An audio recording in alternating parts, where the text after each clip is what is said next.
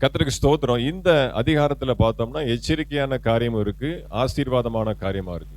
எச்சரிக்கையான காரியத்தை நம்ம தியானிச்சு முடிச்சிருக்கிறோம். ஆசீர்வாதம் என்ன அப்படின்னு வாசிங்க. எபிரேயருக்கு எழுதின நிருபம் 6வது அதிகாரம் 18வது வசனம்.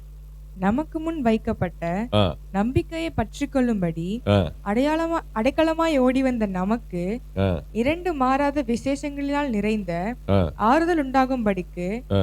எவ்வளவேனும் பொய்யறியாத தேவன் அப்படி செய்தார். பாருங்க, 18ஆம் வசனத்துல ஒரு மிகப்பெரிய ஆசீர்வாதம் வச்சிருக்கிறார். நமக்கு முன் வைக்கப்பட்டிருக்கிற நம்பிக்கையை பற்றி கொள்ளும்படி. அப்ப நமக்கு முன் வைக்கப்பட்ட நம்பிக்கை கர்த்தராகிய இயேசு கிறிஸ்து. அவரை பற்றி கொண்டு அடைக்கலமாய் ஓடி வந்த நமக்கு ஆண்டவர் சொல்றார், 2 மாறாத விசேஷங்களினால் 2 மாறாத விசேஷங்களினால் நிறைந்த ஆறுதல் உண்டாகும்படிக்கு எவ்வளவேனும் பொய்யுரையாத தேவன் அப்படி செய்தார். அந்த 2 மாறாத விசேஷங்கள் என்ன? 2 ஸ்பெஷல் கிஃப்ட். அது என்ன அப்படிங்கறத நீங்க பிப்ரவரி 10ஆம் தேதிக்குள்ள நீங்க உங்க கமெண்ட்ஸ்ல நீங்க போடுங்க. பிப்ரவரி 10ஆம் தேதி அந்த 2 மாறாத விசேஷம் என்ன அப்படின்னு உங்களுக்கு ஆண்டவர் வெளிப்படுத்துவார். கர்த்தர் உங்களை ஆசீர்வதிப்பாராக. ஆமென். Thank you.